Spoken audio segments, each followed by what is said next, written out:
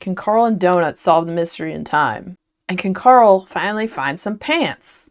I don't think he's going to find pants, you guys. You can almost like taste, smell, hear, experience it yourself. It sparks, it vibrates. Like, it's just so good the way he writes. I love it. Today, we're going to talk about my past, present, and future of books. What I've finished, what I'm in the middle of, and what we're going to get into. So first up, I recently finished the little novella called The White Hat by Quiara Alegría Juedes, and this book is beautifully written. It's raw, it's gritty, it's emotional, it's so many things. It's a story of this mother who lived in a multi-generational home.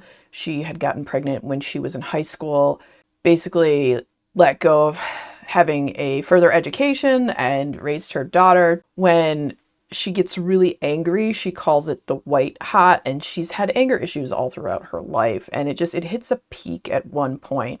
She lives with, her daughter, her mom, and then her grandmother, or her abuela.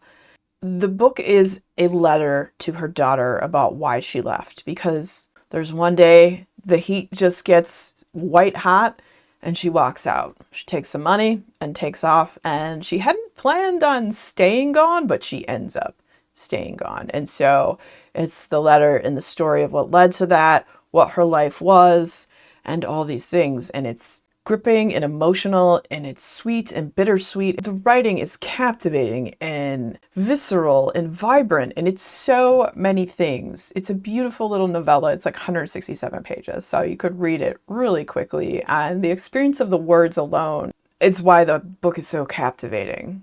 So currently, what I'm in the middle of right now is the Anthony Bourdain Reader. So it's new, classic, and rediscovered writing. And Anthony Bourdain, he had the book Kitchen Confidential. He also had several cookbooks he put out and several fiction works and other books as well. Obviously, he was on TV, No Reservations. He just was a very gritty, in-your-face, brutally truthful, not afraid to speak his mind, and a person that people gravitated towards.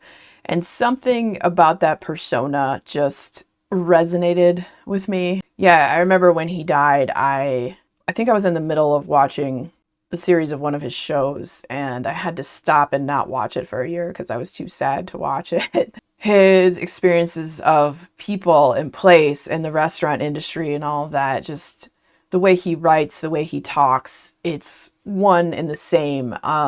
So you have this book of a bunch of his different writing that comes across, and it's in these different categories. You have the first one is food, and then you have family, and then rage, and so on and so forth. And it's just different essays and writing. Some of it's his fiction, some of it's from like inside of his cookbooks. There's some recipes in here too, and just the frankness and the funniness and his witty way of writing is absolutely fantastic. Like, his writing captures the heart and soul of a place, a dish, an experience. You can almost like taste, smell, hear, experience it yourself. It sparks, it vibrates. Like, it's just so good the way he writes. I love it. If you're a fan, definitely check out this book. I'm about halfway in it, and it's been great so far. All right, now let's talk about what we're going to get into. Okay, so people in my comments kept mentioning this author, and it kept popping up, and that author is Christy DeMeester. So I kept hearing this name. And so when I saw this book on the shelf in my library, I was like, all right, I need to see what's going on because people keep talking about this author. Sorry, this is so shiny. I picked up this book, Dark Sisters, and let's tell you what it's about. Horror meets historical fiction when a curse bridges generations. Binding the fates of three women. Anne Bolton, a healer facing persecution for witchcraft, bargains with a dark entity for protection.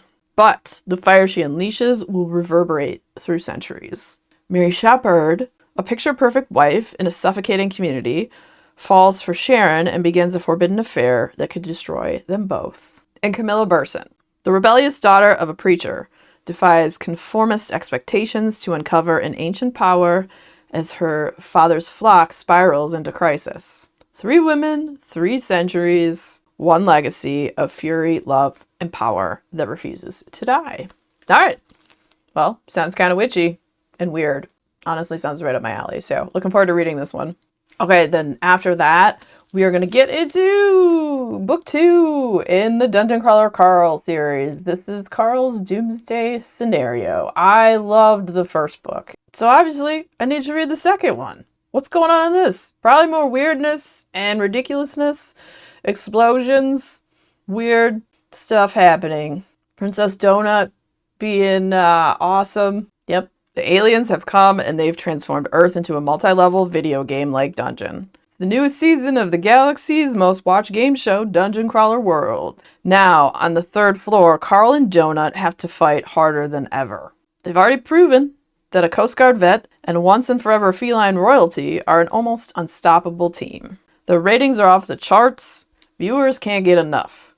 But the dungeon grows more dangerous each day, and now there's a whole new problem to deal with. Quests. They call it the Overcity, a sprawling, once thriving metropolis, devastated by a mysterious calamity. But these streets are far from abandoned. An undead circus trolls the runes, murdered women rain from the sky, an ancient spell is finally ready to reveal its dark purpose.